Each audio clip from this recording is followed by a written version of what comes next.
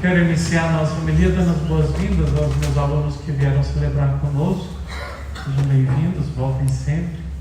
E a todos os que vêm aqui à nossa comunidade a primeira vez. Tem alguém que vem a primeira vez aqui?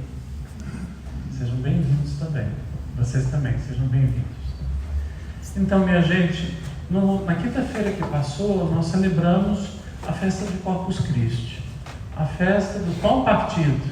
Jesus tomou o pão em suas mãos, deu graças, partiu o pão e os peixes e distribuiu aos discípulos, os discípulos à multidão, e todos ficaram saciados e comeram quanto queriam. E as sobras encheram 12 cestos.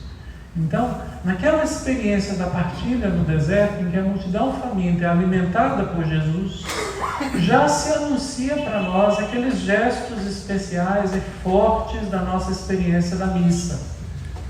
Quando tomamos o pão, damos graças, partimos o pão e distribuímos aos discípulos e discípulas de hoje.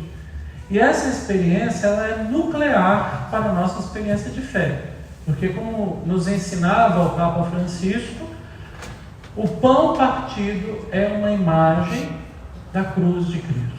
Então, a cruz do Senhor se anuncia na hora do partir o pão, porque ao partir o pão Jesus diz: tomai e comei, isto é meu corpo que é dado por vós. Então a vida dele é entregue na cruz, mas antes de ser entregue na cruz, ele a doa, ele a entrega no pão partido. E essa doação de sua vida pelos outros tem a ver com o evangelho de hoje.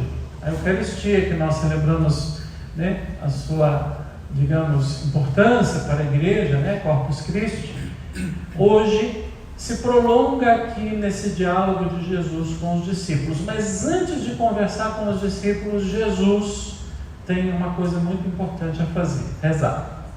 Ele está no lugar retirado com os discípulos, rezando, e o evangelho começa assim para nós.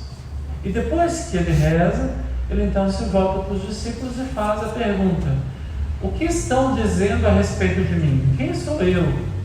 Para as pessoas, para o povo, quem sou eu? Essa pergunta percorre o Evangelho de Lucas, entre o capítulo 4 e o capítulo 9, que é esse. Hoje nós ouvimos um pedaço do capítulo 9.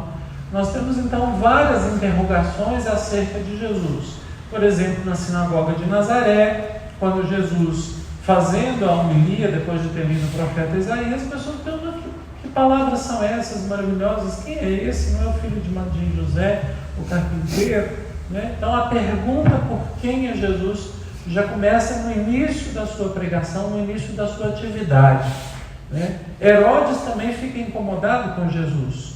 As pessoas começam a dizer para Herodes que ele é João Batista, ele diz: não, João Batista eu matei, mas esse aí eu não conheço.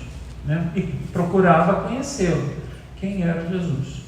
Jesus, atravessando com os discípulos o mar, e ele acalma a tempestade, acalma o mar, e aí os discípulos diante dele perguntam: quem é esse que até a tempestade e o mar acalma? Então essa pergunta, quem é Jesus, ela vai ter o seu ápice aqui, nesse evangelho que a gente acaba de ouvir, quando Jesus então toma a pergunta para si: quem sou eu para os outros? E aí eles dizem: um profeta que ressuscitou. Pode ser então João Batista, pode ser Elias, pode ser um desses profetas importantes. Então o perfil profético de Jesus é verdadeiro. Jesus é de fato um profeta. Nós podemos admitir isso. Lucas inclusive apresenta Jesus como profeta, perseguido como os outros profetas todos foram, mas profeta. Mas Jesus não é só um profeta. O conhecimento de Jesus que existe no meio do povo, que não são os discípulos, os mais íntimos, mais próximos de Jesus, é um conhecimento, digamos, vago a respeito de Jesus. E aí Jesus puxa a coisa para o seu grupo: quem sou eu para vocês? Me digam agora. Para os outros eu já sei, mas para vocês, quem sou eu? O que eu significo para vocês? É isso. Que tipo de conhecimento vocês fazem de mim? Como é que vocês estão entendendo isso? Eu estou desdobrando a pergunta para vocês, para a gente entender o que é essa pergunta. Quem sou eu para vocês? Pedro se antecipa e diz: Tu és o Cristo de Deus. Aqui nós temos uma definição teológica muito bonita, porque a palavra Cristo é a palavra grega. Lucas escreve para a gente de origem grega. A palavra Cristo, ela substitui aqui a palavra hebraica Messias, em português eu estou falando, Então, mas o Messias, se a gente fosse traduzir mesmo para o português, seria o ungido, o untado, aquele sobre o qual se derramou óleo como sinal de uma escolha para uma missão, para uma função. E a unção de Jesus é a unção espiritual, é o Espírito Santo que repousa sobre ele. Esse humano de Nazaré, ele é ungido por Deus. Mas isso é já um título, a gente diz cristológico. A gente já vê nessa palavra, o Cristo de Deus, uma experiência já da glória do Filho de Deus, daquele que ressuscitou. Então, Pedro dá essa resposta que também não está errada, ela está certa, mas ela não chega ao âmago da coisa. Ela não consegue chegar ao X da questão. Então Jesus completa, mostrando qual é a sua identidade.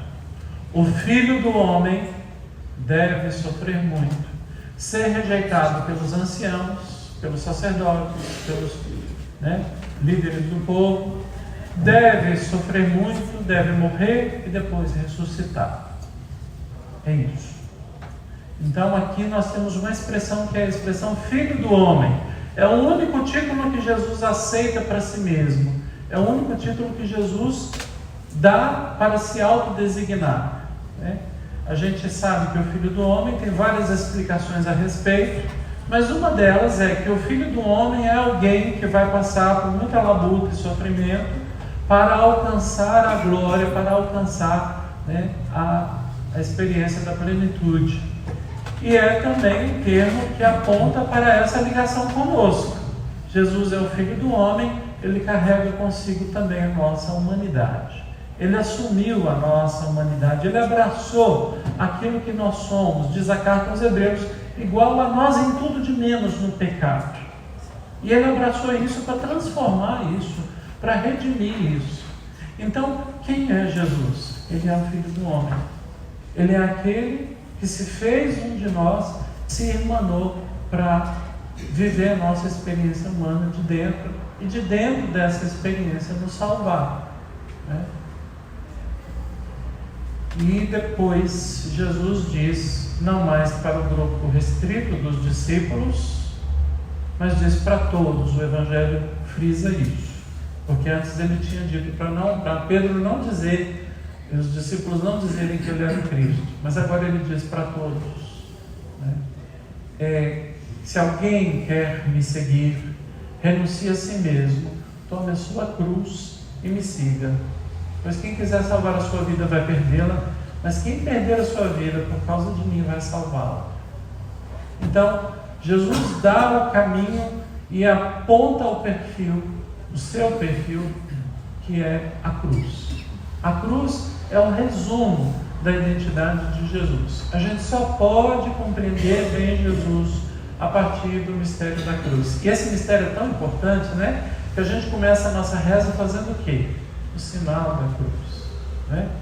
É uma maneira de dizer a nossa ligação com esse mistério da cruz, com esse acontecimento da cruz. A gente abençoa as coisas fazendo sobre elas o sinal da cruz. A gente pede a Deus proteção fazendo sobre nós o sinal da cruz. O que tem na cruz? Tem a humanidade do Filho de Deus. Essa humanidade nossa que ele assumiu na cruz, para valer, até a morte, e amando até o fim. Então, tudo aquilo que eu sou, vocês são, tudo aquilo que todas as outras pessoas são, foram assumidas por Jesus. Ele abraçou tudo e levou isso para a cruz, em obediência ao Pai, uma obediência amorosa ao Pai. Ele transformou a nossa humanidade junto com a humanidade dele, que é a humanidade que nos salva, que agrada a Deus.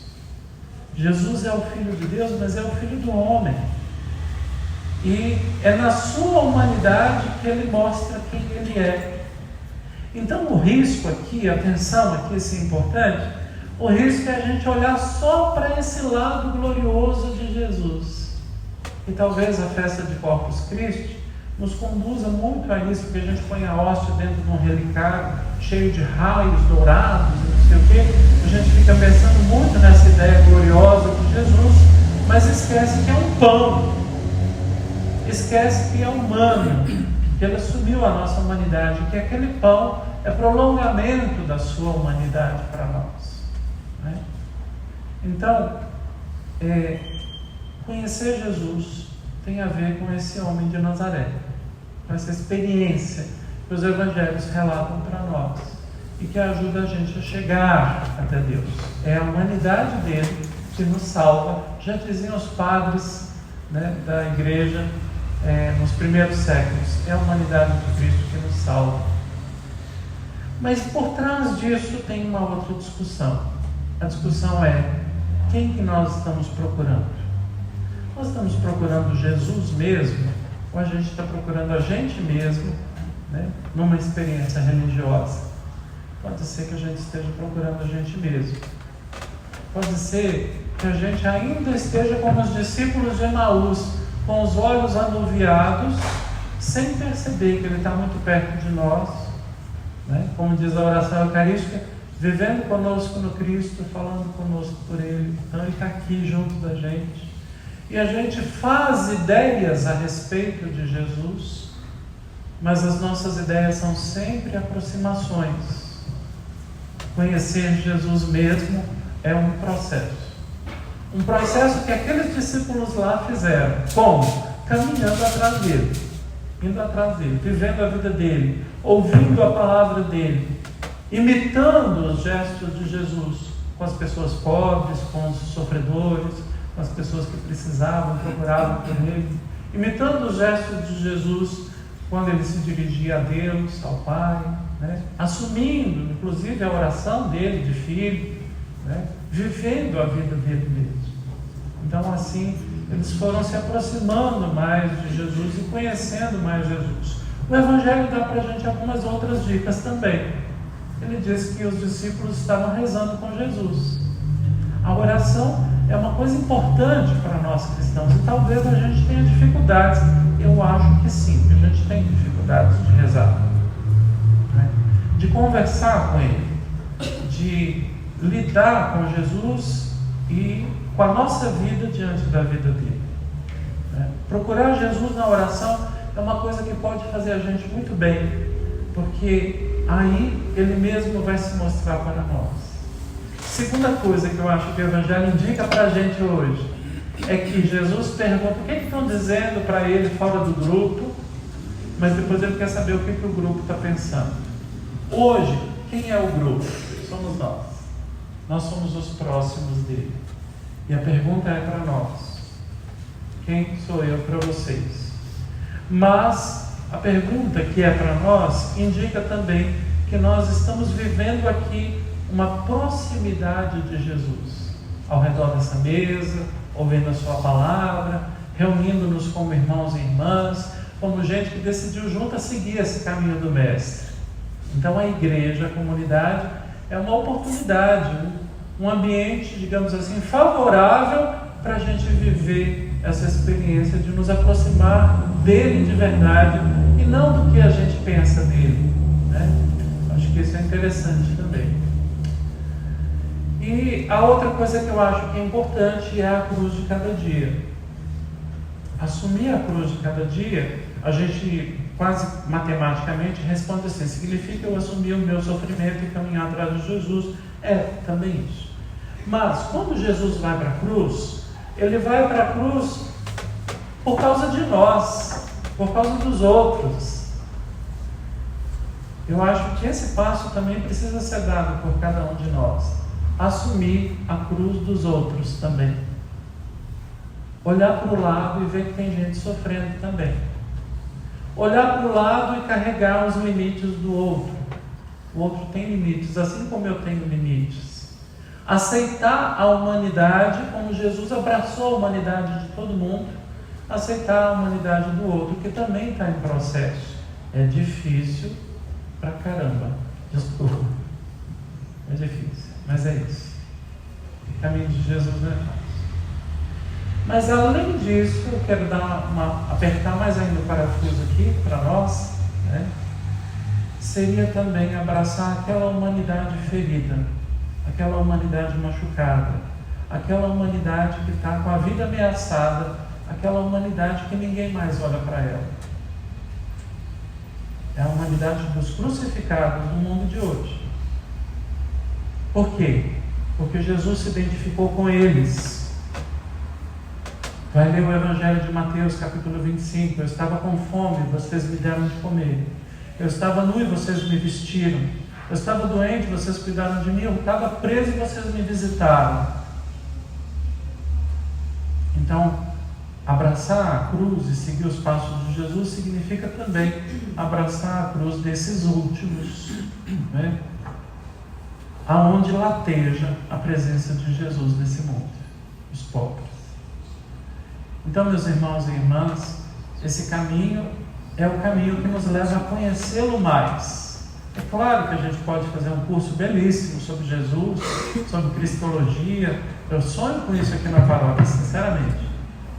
Mas o caminho do seguimento é dia a dia, é decisão, né? É opção, né? E é importante a gente trilhar esse caminho.